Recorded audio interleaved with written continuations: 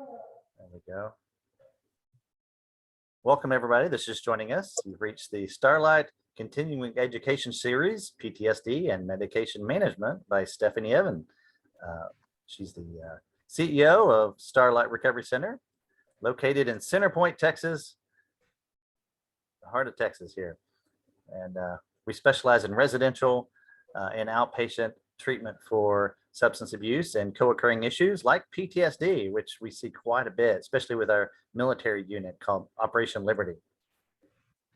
Give me 1 minute, Eric. I can't get the bar off the top there, so I can't share the PowerPoint. So I'm working on Yes. that. Thank you for joining us, everybody. I see we have people from all over the U.S. joining us today, and feel free to use the chat box to announce who you are and where you work and where you're from. And we also have a Q&A box at the bottom. Use that throughout the presentation when you have questions. At the end, Darcel and I will help read those out to Stephanie, and that way it keeps her on track. And I'm sure you're going to have a lot of great questions because there's good information in this presentation today. Okay, can Looks you good. guys all see it on your end? Yes, thank you. Okay, perfect. Got it going there. Okay, again, welcome everybody. I'm super excited to be here. My name is Stephanie. So we're going to be talking today on PTSD and medication management. And this is an approach we're going to come at for our veterans and active duty service members. So part of my goal in this lecture, what my goals are for all of you here today joining us in this lecture, is to discuss the diagnostics of PTSD, the approved medications for management of PTSD. We'll also get into some off-label use of medications for the symptoms of PTSD. And then if you guys could all, and then we'll talk a little bit about follow-up care and what that looks like for the individuals. If you all could, like Eric said, as we're going along, type your questions into the chat box and hold those. If you would like to talk with me one-on-one, you can hold those till the end and I will answer those for you.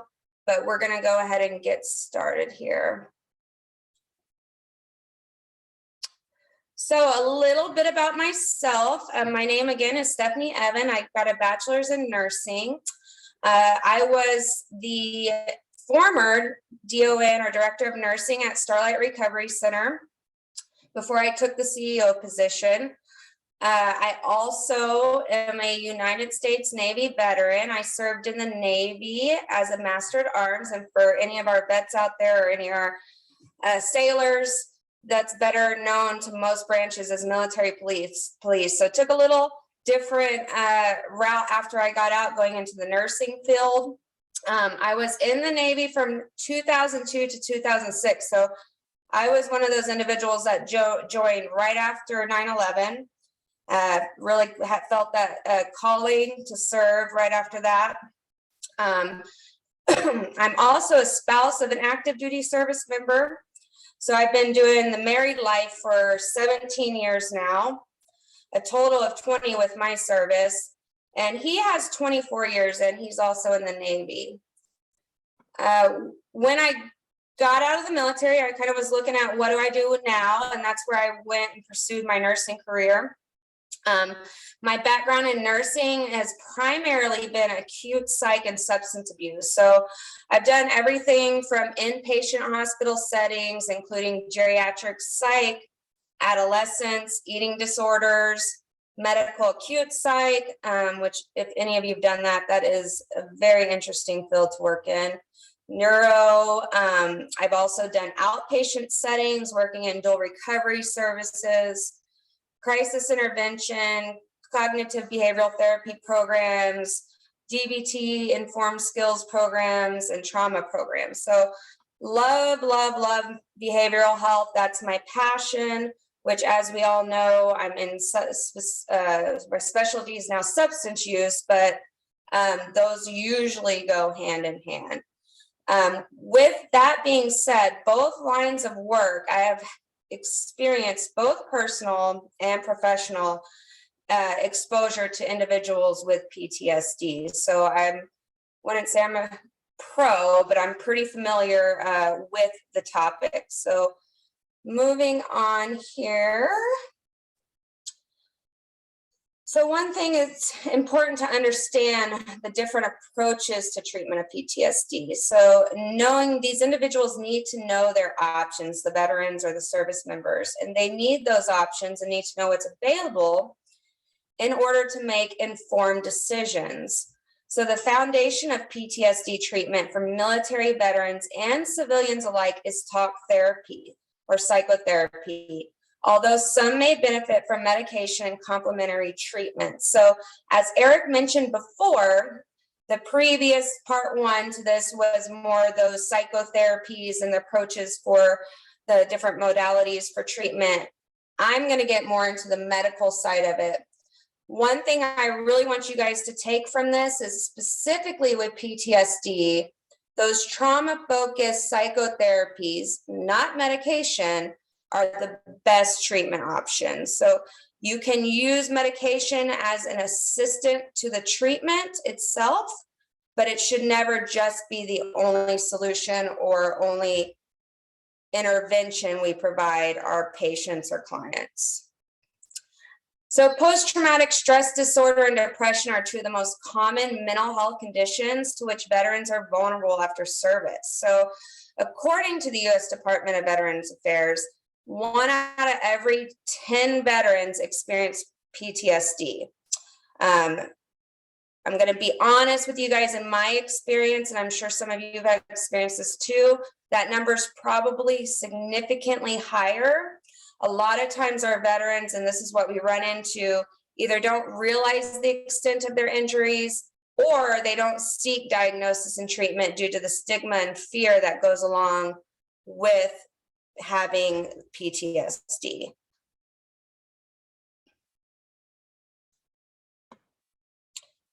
So for the VA, or VA meaning Veterans Affairs, what does PTSD mean, or what is PTSD? So again, post-traumatic stress disorder, or PTSD, is defined by recurrent visual auditory flashbacks of the traumatic event one has experienced in their life. If these symptoms persist for a longer time and infect an individual's social, mental, and interpersonal life, it is then diagnosed as PTSD. So really shocking statistics as I was digging through and finding numbers and trying to put some stuff together to present to you guys. So in looking, I looked at both civilians and veterans. So data for civilians who develop or have PTSD in America, that's individuals that have not served in the military or have not worn the uniform. Those stats were a little all over the place, but what I kind of gathered from it, the stats can say anywhere from about 3% to 5% of our population in America, non-service members, non-veterans, that are diagnosed with PTSD. So with that being said, looking into the stats for the military side of the house, which there are a lot of reports there. You've got VBA reports to Congress, the Veterans Administration, VHA's data about number of reported PTSD cases. Those statistics for individuals who have worn the uniform, so that means they have been in active duty service, even if they are no longer in service, regardless of whether or not they have been in combat, are 4 times more likely to have or develop PTSD. So does anybody know why, and I'm just kind of the answer, you don't have to answer out loud, but does anybody know why these numbers are significantly higher for service members? So just think on that for a minute. When you serve in the military, you're being exposed to different types of trauma that typically civilians or people that don't wear the uniform might be exposed to. It may be the war they served in, deployments, training accidents, military sexual trauma, which is common. And all of these things can lead to PTSD. Number of veterans with PTSD varies between the service areas. So we have different war times. We had Operation Iraqi Freedom and Enduring Freedom, Gulf War, commonly known as Desert Storm, the Vietnam War. And then you have other factors in combat situations that can add stress to an already stressful situation. And this can contribute to their PTSD and mental health problems. So going back to that military sexual trauma, so I also pulled, I'm a number girl, so I also pulled some stats from that. So interestingly, reported by the VA, 23 out of 100 women, 23% reported sexual assault while in the military. And then 55 out of the 100 women, or 55%, and 38 out of 100 men have experienced sexual harassment when in the military. So I want you guys to sit on that, really think about that number, and kind of take that home with you today, because that's important. And we need to, as a society and as providers and advocates for these patients, you know, what's going on that those numbers are so high. So what makes a veteran eligible for disability benefits, which disability benefits meaning they could get a monthly stipend, they get services paid for, they have support resources, medical treatment, which is so important. So a veteran can be eligible for a disability benefit if they develop symptoms related to the traumatic event or life-threatening stressors related to PTSD. So if the individual meets the following requirements, they can qualify for benefits through the VA.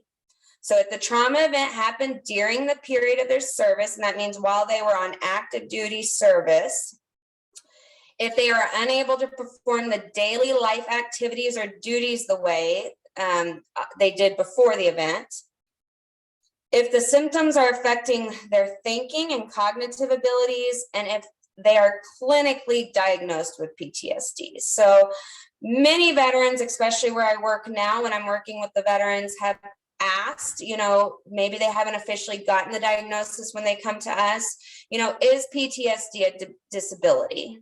And the answer is yes. And the reason being, as mentioned before, is this is disabling and negatively impacting their day-to-day living. Now, I want you guys to know also that PTSD does not have to be a chronic disorder. So we need to encourage these individuals, you know, with treatment, recovery is possible.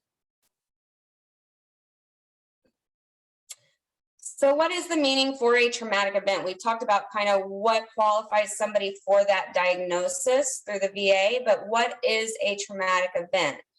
So traumatic events that are considered PTSD involved, they involve recurrent flashbacks, memories, and physical sensations related to the traumatic experience. The traumatic experience can be any serious mental, physical, again, like we said before, sexual trauma or sexual violation, or emotional abuse that can cause severe inability to focus on daily life activities. It also can be something that's physically threatening injury or attempt to murder or sexual assault. So here I've listed some of the types of trauma. We've got combat, military-related experiences, sexual or physical assault, child sexual and physical abuse, learning about a violent or accidental death or injury of maybe a loved one, serious accidents like a car wreck, natural disasters, terrorist attacks. These are all just some of the things that can be considered a traumatic event. One thing that's very specific with our veterans is two types of service-related connection to disability. So they can have a direct service connection. For example, they served in Iraq and they were in a combat zone. That's a direct service connection. But they also can get the diagnosis and disability rating having a pre-existing condition prior to service. So maybe they were diagnosed with PTSD prior to service. For example, somebody lost their dad to suicide. This is a pre-existing PTSD diagnosis that they had going in. But while in service, the member had several peers commit suicide, which would be triggering and potentially make his PT or her PTSD worse. So those are aggravated conditions, or making the PTSD that was already diagnosed aggravated by service. So how does a veteran qualify for PTSD diagnosis with the VA? And again, we want to advocate for these patients because that's how a lot of them receive their resources, receive their benefits, receive their medical care and treatment. So this is a general rating formula for mental disorders through the VA. On the left-hand side, it's going to give you a description of what's the qualifying factors. And then on the right-hand side, you'll see the rating. So at the top there, you see 100% rating. That would be 100% disabled. That would be a qualifying rating for somebody with PTSD potentially. And then it talks to you about what that means. I'm not going to get into all that for you, but I did provide it. So as you may be working with the individual, you can reference that later on. Veterans and service members do not have to, I want to remind you guys, they do not have to be in a combat situation to be considered for a PTSD diagnosis by law. So whatever that looks like when you're reading on this occupational and social impairment kind of scale on their ratings, be mindful that it does not mean that they have had to have a combat situation related to their PTSD.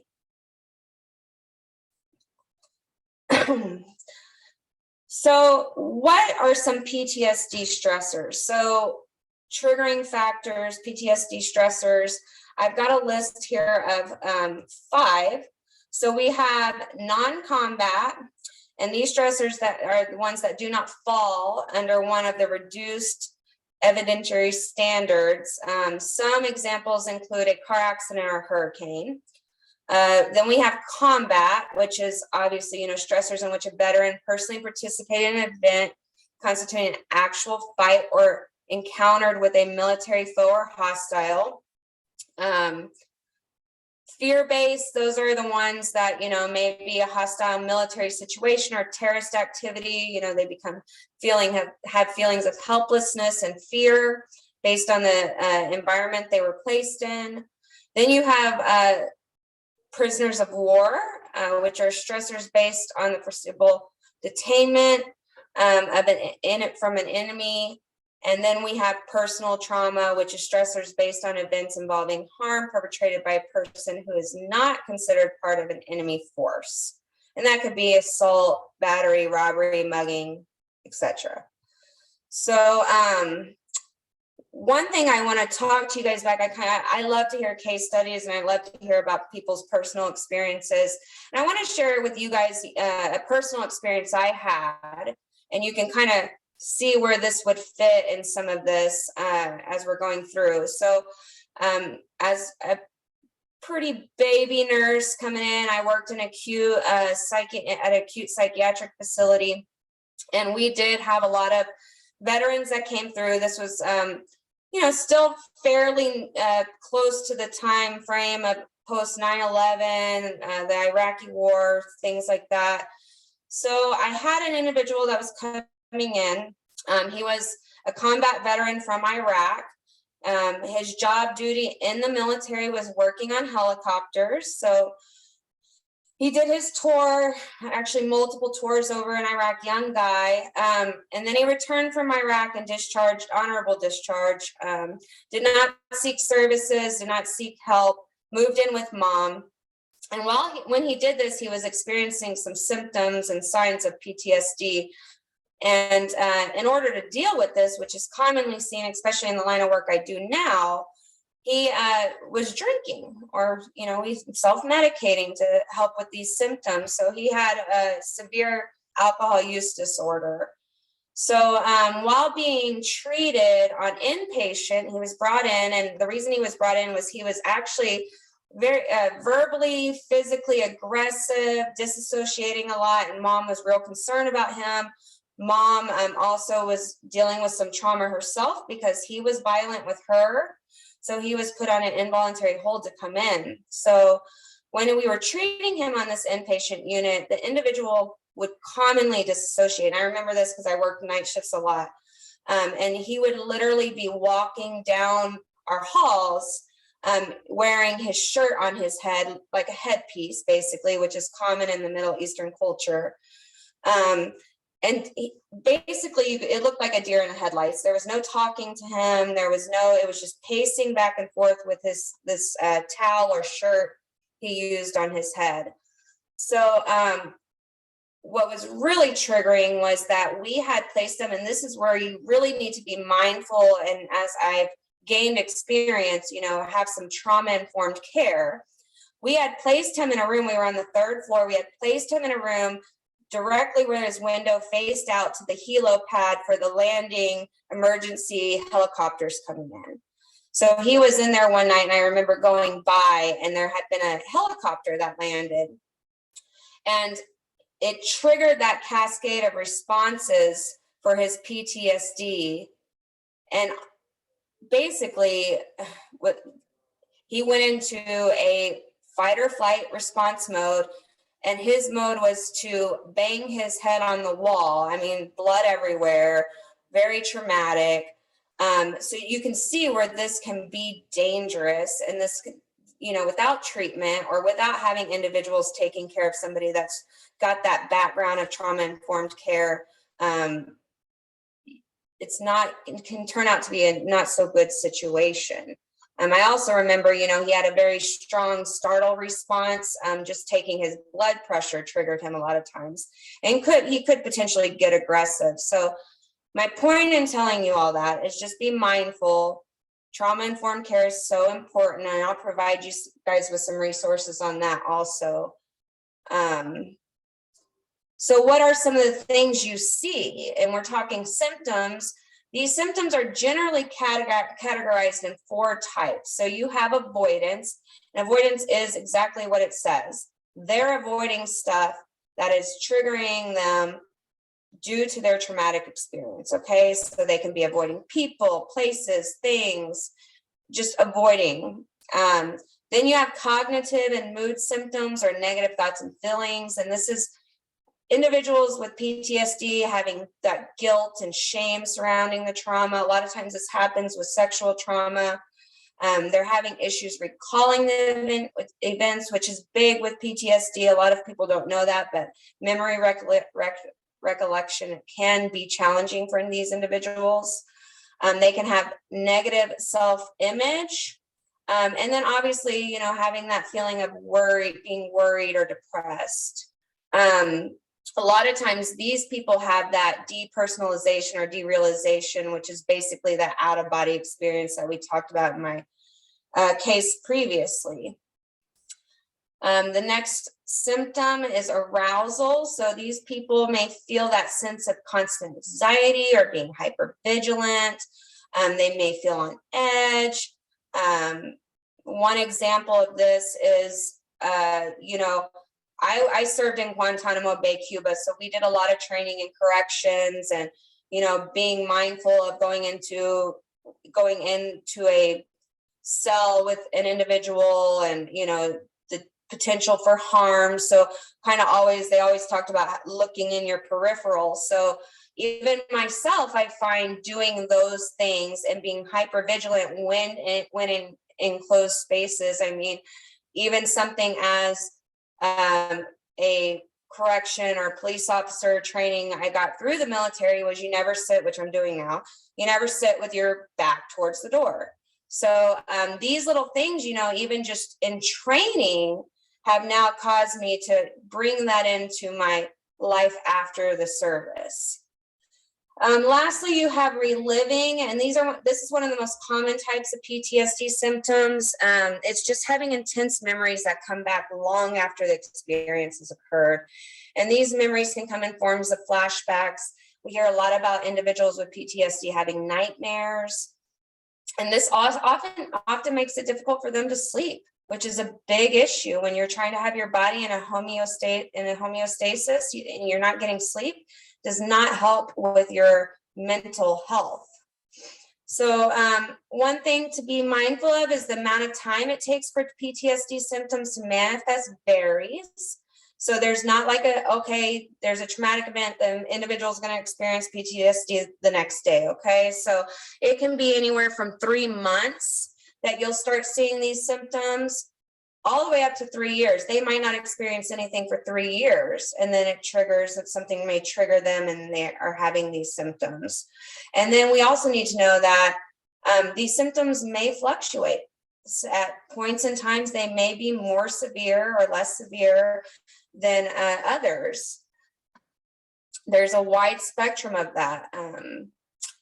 Some veterans with PTSD might require hospitalization. We also talked about, them might needing some medications or extensive treatments to address these symptoms, while others just may function adequately with therapy or counseling.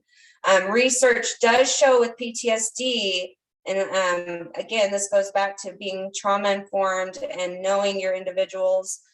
It's got a high association, and we're seeing that with our numbers now with our veterans committing suicide with suicide attempts. So I hope if you are working in a program, you're a counselor, a nurse, a doctor, you guys are doing those screenings. One we use commonly here that is very thorough is the CSSRS, or the Columbia Suicide Scale.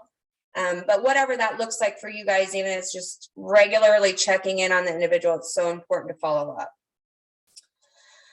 Here are some more just generalized, and these are just for your reference, symptoms following exposure to trauma. I've got some physical, some cognitive, some emotional, and then some behavioral. I do want to highlight the behavioral part. So again, increase in alcohol consumption, that is common, very common. And then also the substance abuse part 2.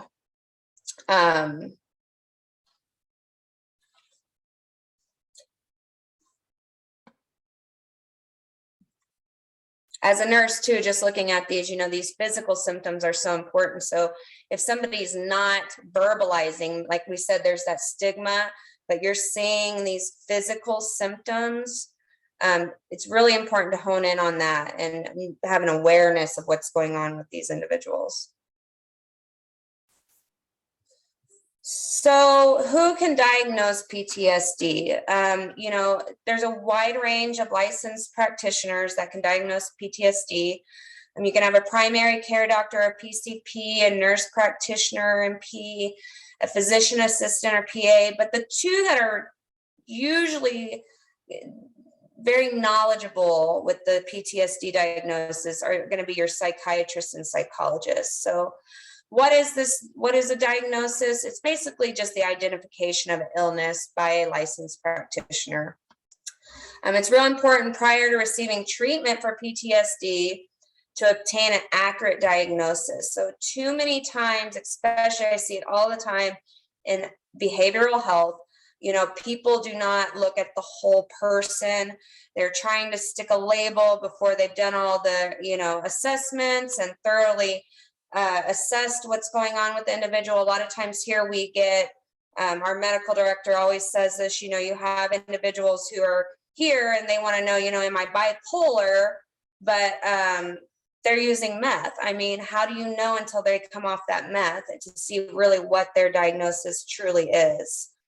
A little more getting into some facts, just difference between a psychologist and a psychiatrist is the psychologist generally treats conditions that don't require medication management, whereas a psychiatrist can prescribe. So how do these individuals decide the treatment course? So now you've got these individuals that have diagnosed their patients. So treatment really depends in part on the type and severity of symptoms, how soon they occur after the traumatic event, and how long these symptoms have progressed without treatment. Different individuals often respond differently to treatments as well. So we have to be mindful of that, very individualized treatment.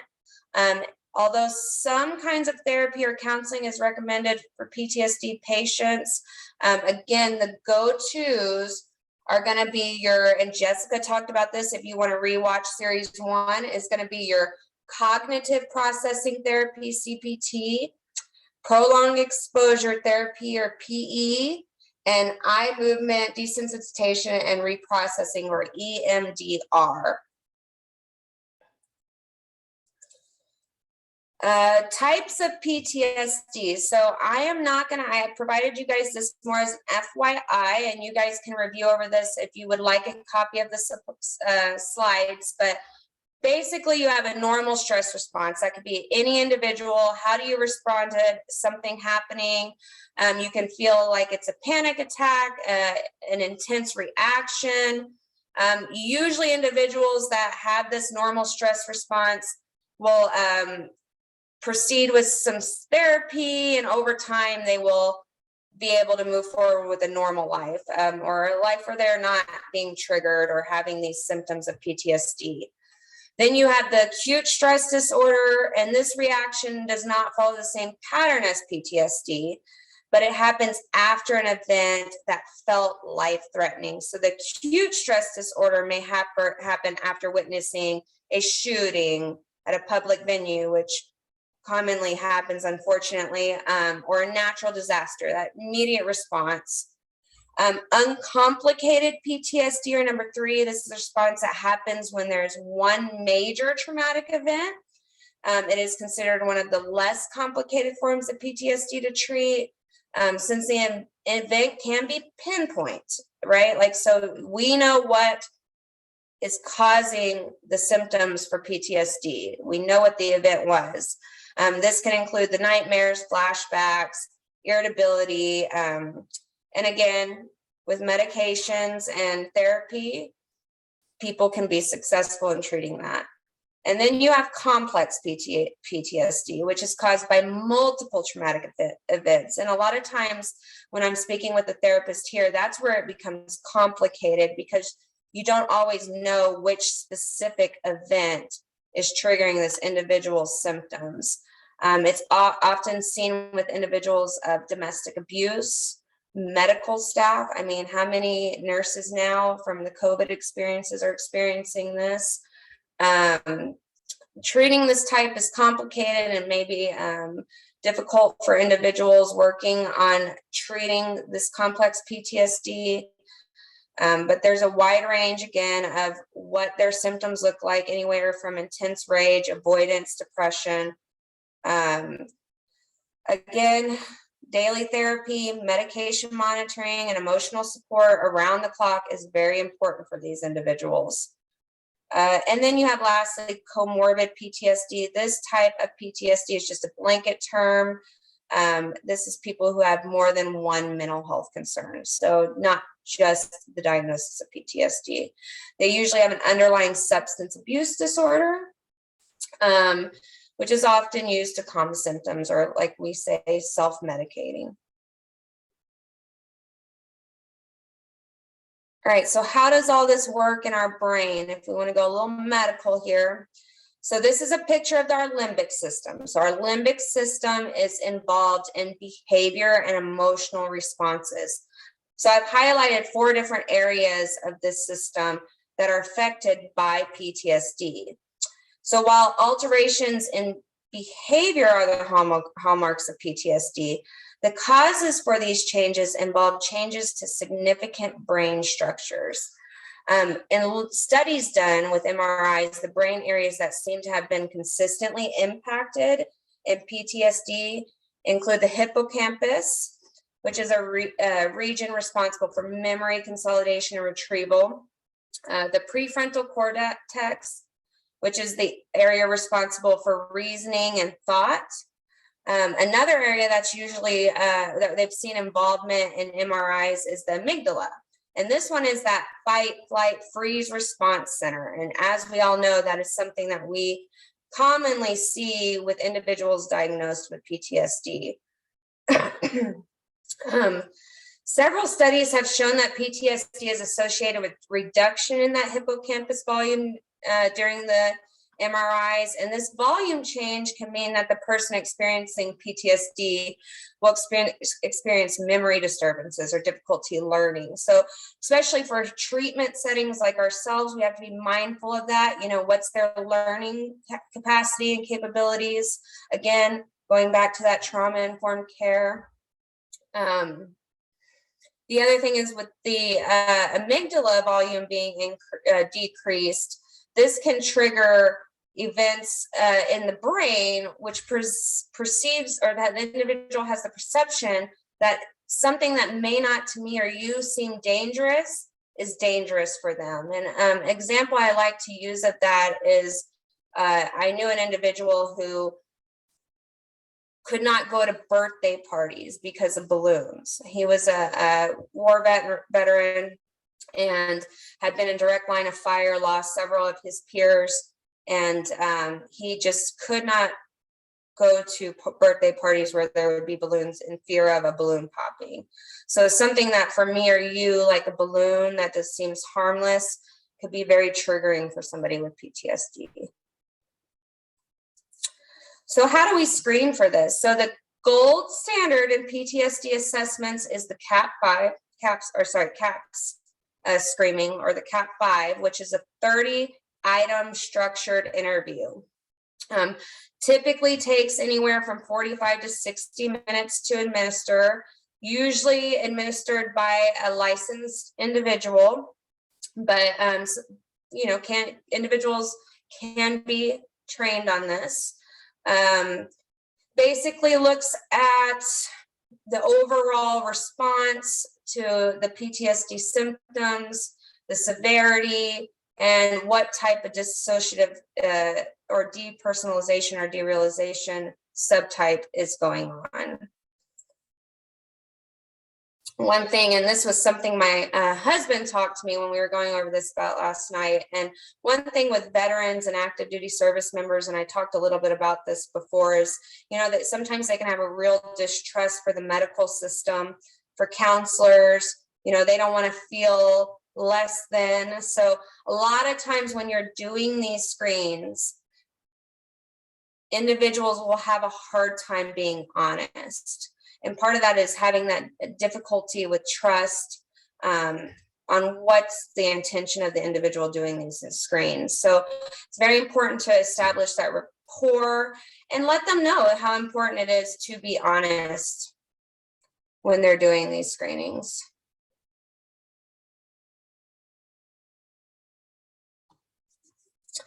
More screening instruments here. These are just some brief questionnaires used. One I like to highlight is there at the bottom. If you're tracking clinical progress, which is how is your individual or patient or client doing as they're going through these psychotherapies or using medication management, is the PCL5. And this is just a PTSD checklist that tracks clinical progress. We use that frequently here. Each one of these, I've given you a link to go review if you'd like to do so. So you can click on that when I share the PowerPoint with everyone to go into more detail on what those look like. You also have trauma exposure measures, and these are just a list of trauma exposure assessments or instruments used to measure the types of trauma. Again, these are all linked, so when I share the slide, you can click on those to get an overview of what those all look like. All right, now my favorite part. So what is what does medication management look like for PTSD? So again, just a reminder, in conjunction with therapy, medications can be used to assist in management of PTSD-related symptoms. So antidepressants are commonly used. These can include SSRIs, or selective serotonin reuptake inhibitors, or SNRIs, which are serotonin norepinephrine reuptake inhibitors. These medications work on your brain cells to assist in how much serotonin or norepinephrine they produce. So what medications currently are recommended by the VA? And believe it or not, there's only 4 that are actually recommended. So you have sertraline or Zoloft, paroxetine or Paxil, fluoxetine or Prozac, and venlafaxine and Effexor. And for those of you that may not have a medical background or are not familiar with medications, I've provided you with the brand name of the medication and the generic name. So the brand name of the medication given is, all that means is it was the original producing company. That's the name they gave. And then the generics are if any company after replicates that medication or reproduces it, they give it that name. The key here is that no matter the name used on the medication, they always have the same quality, effectiveness, strength, dose, and stability. That's all that FDA stuff. That's what they do and oversee. All VA medical centers are staffed with providers to prescribe these medications. These are common medications used for symptoms of PTSD, and most providers can prescribe these, even just a primary care doctor.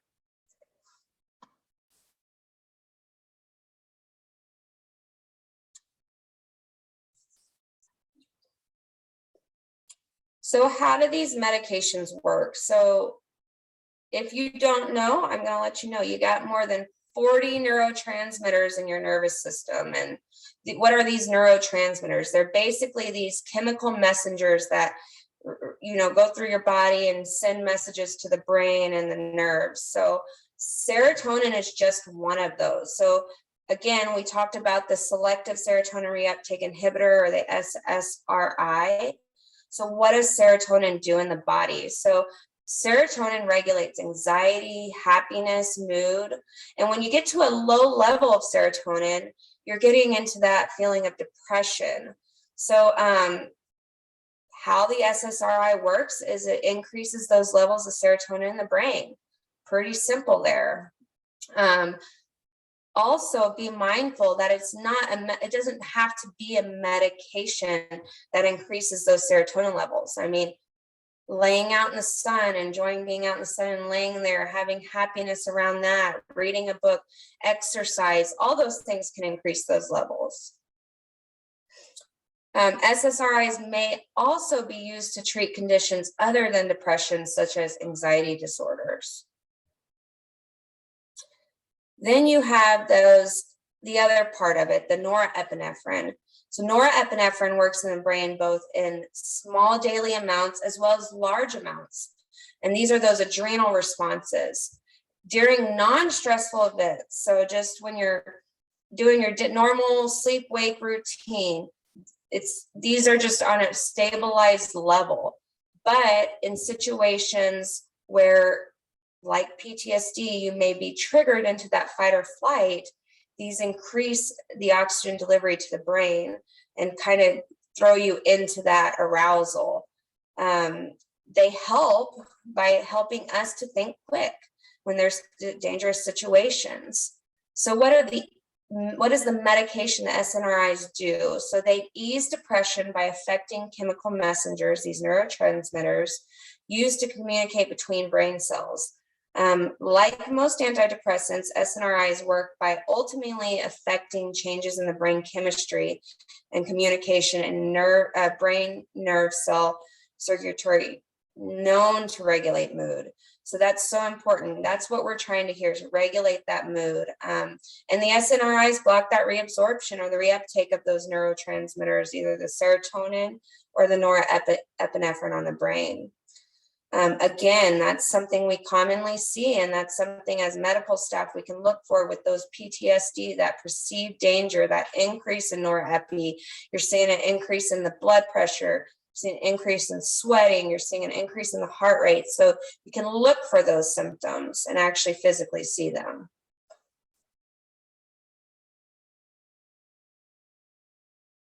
Here are just some other medication options used to treat PTSD. Again, these are not approved options. They're off-label use. I'm not going to get into each specific one, but they're here provided for your reference.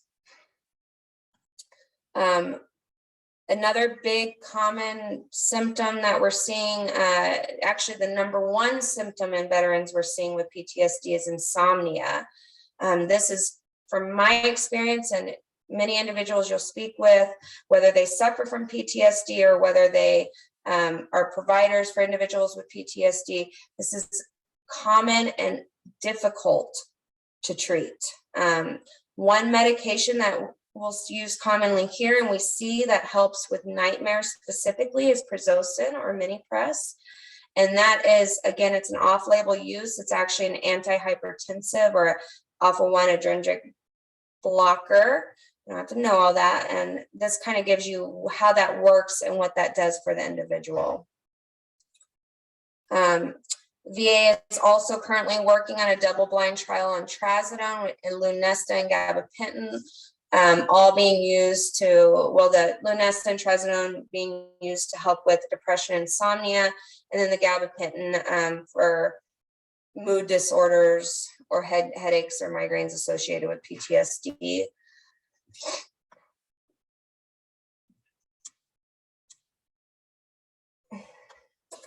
So how do these medication work? Big picture. So we went more specific, but big overall picture I want you guys to take away from this is PTSD may be related to changes in the brain that are linked to our ability to manage stress. So people with PTSD appear to have different amounts of these chemicals or neurotransmitters in the brain than people without PTSD. So again, the 4 recommended SSRIs and SNRIs are believed to treat PTSD by putting these brain chemicals back into balance. So what does the treatment course look like? They've got the diagnosis, they've talked medication management. So effective psychotherapies for PTSD usually require weekly visits for about 3 to 4 months. Benefits of treatment often last long after the veteran stops meeting with a therapist. This also involves meeting with a provider or a prescriber for 1 to 3 months and taking a pill or the medication daily. PTSD symptoms may return if the individual stops taking the medication, so we have to be mindful of that. Treating PTSD symptoms may also help an individual to gain more control over their alcohol and or drug use. And this is something, again, we commonly see here with our veterans. So what is that veteran going to expect, or how can you prep the veteran? So to receive medications for PTSD, the individual will again need to meet with that prescriber to get the medications. Many different types of providers, we talked about that can prescribe these medications.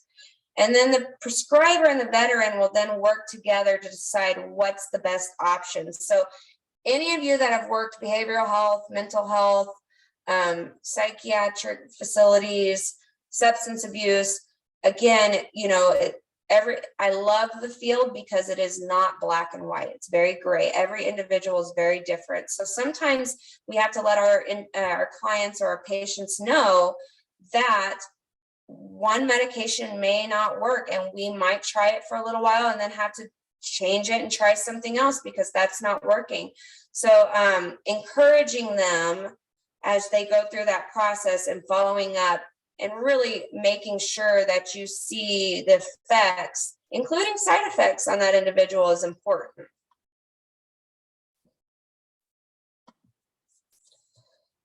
So is PTSD permanent?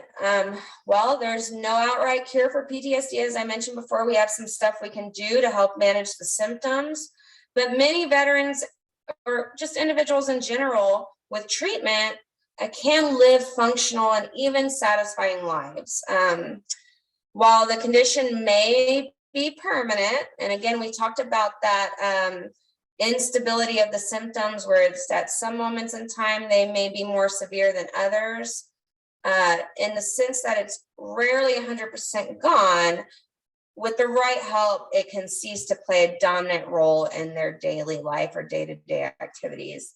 And most people with long-standing PTSD find that the symptoms are not consistent and linear, as I talked about, and they do gradually fade over time. And this all depends on the individual's physical and mental health, their background and experience prior to the trauma or traumas, the nature of the trauma, not only what it was, but how long it lasted or how many instances, and the level of impairment. All these variables need to be considered when you're choosing a treatment approach and providing support. So what do? Now you have this information. Hopefully you've been provided with a better understanding of PTSD and how to assist veterans or even not veterans with management of that. So how can you help? One of the most important things you can do is encourage veterans to seek counseling or treatment. Again, too many times they don't, due to that stigma. Tell your patient, explain to them what it is. What does psychotherapy mean? I mean, a lot of individuals hear these big words. They're scary. They don't want to deal with it. It seems time consuming. Walk them through it. One of the first and most difficult tasks in treating a veteran with PTSD is getting the veteran themselves to acknowledge there's a mental health condition. So I want you guys to remember that as you're working with these individuals. So I've provided all of you here. Again, these are all clickable links, and I'll share these slides with those of you that want it, with the resources. I mean, and there's a wealth of it. This is not even all of it, of things that a veteran can use or providers we can use. So these are all clickable links and resources that you can use or the veterans can use. I've got more here. We've got the veteran crisis line, all kinds of good stuff there.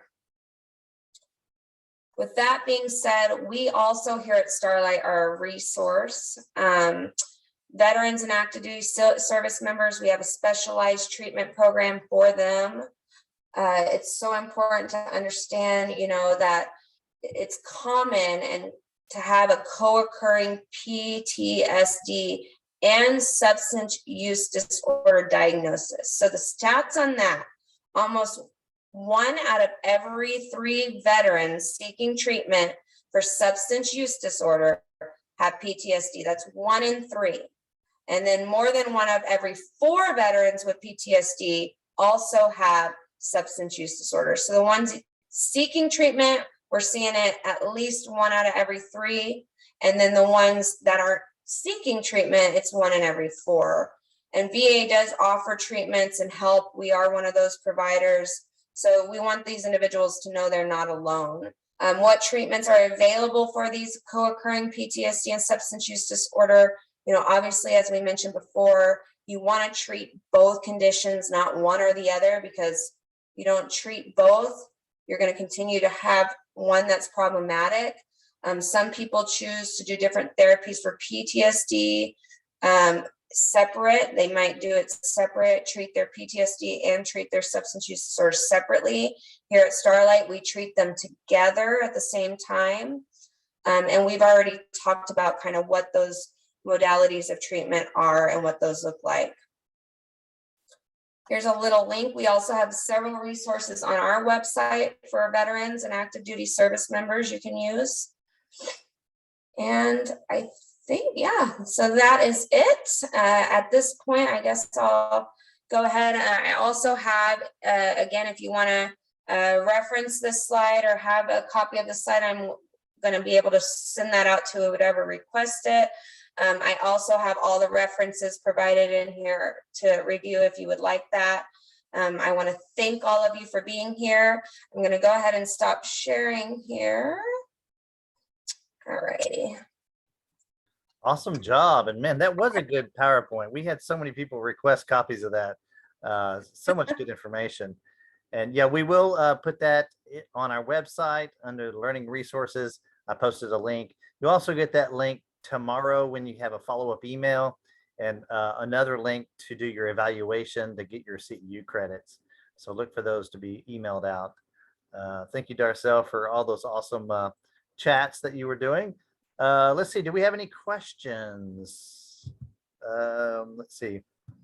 Holly asked, what antisocial acts were you referring to under the behavioral column, I believe? So that's antisocial, not to be confused with antisocial personality disorder. Antisocial acts, very just generalized comment, meaning they're not going into social settings. So again, going back kind of into that avoidance category, that's what that means. They're, like I said, used the example of a movie theater earlier. They're not going to movie theaters because they're fearful. You know, somebody might come in, it's a public place, active shooting, things like that. And touch just a little bit. I know this could be a whole nother presentation, but on the alternative than medications, the TMS and the electrocurrent magnetic stimulation and things like that. So those are not medications. Those are modalities of treatment that can be used. There is TMS, and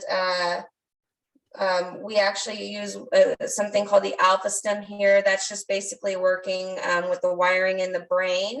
Again, that is a whole nother topic there, but again, there's different modalities of use. I think Jessica hit on that more so in her presentation, outside of the medical components that are out there. So again, go back to those references and resources that I provided you with that you can click on if you want the slides, and it goes into those modalities in more detail.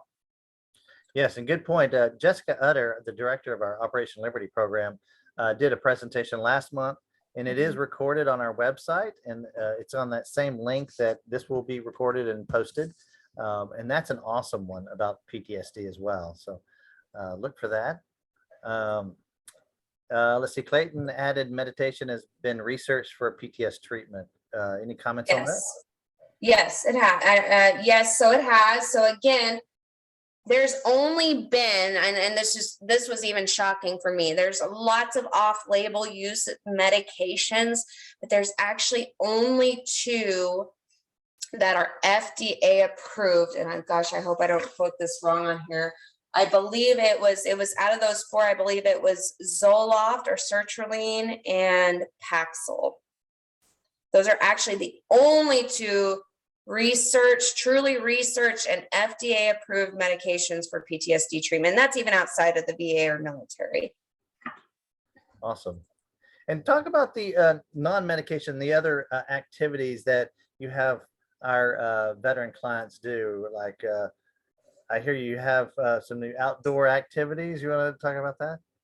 Yeah, so real quick before I get to that, I want to go back to a question, and I'm actually liking this question here as I'm looking at it. Sardi had asked about being treated for PTSD. She's a veteran, and thank you for your service. A lot of times, you know, this is the stuff that I love to see, because when people start talking about it, it takes away the stigma. And she asked basically, you know, I'm not prescribed any of these medications, so are they treating me correctly? Yes, yeah. So again, very important to remember, primary care and focus is always going to be those trauma-focused psychotherapies. We talked about the CPT, EMDR, PE, and those were all discussed in the previous part 1. Medication is not always the solution. It's never a solution, actually. May you need medication to treat symptoms? Are you still going through the steps and doing your trauma-focused psychotherapies, but you're still having a lot of symptoms that are affecting your daily living? Maybe that's where you do have to get with those prescribers or those providers, your primary care, your psychiatrist, to see if that's an option for you. Good answer. Yeah, awesome. And then going back to Eric's answer or question. So one thing that I love about our program is that it is a specific track, specific program, specific building that is for veterans, active duty service members. There's a real, if any of you have been in the service and you're a veteran, you know, there's a big camaraderie. You have personal experiences that you can relate to that others may not. So we try to keep that program specific for those individuals.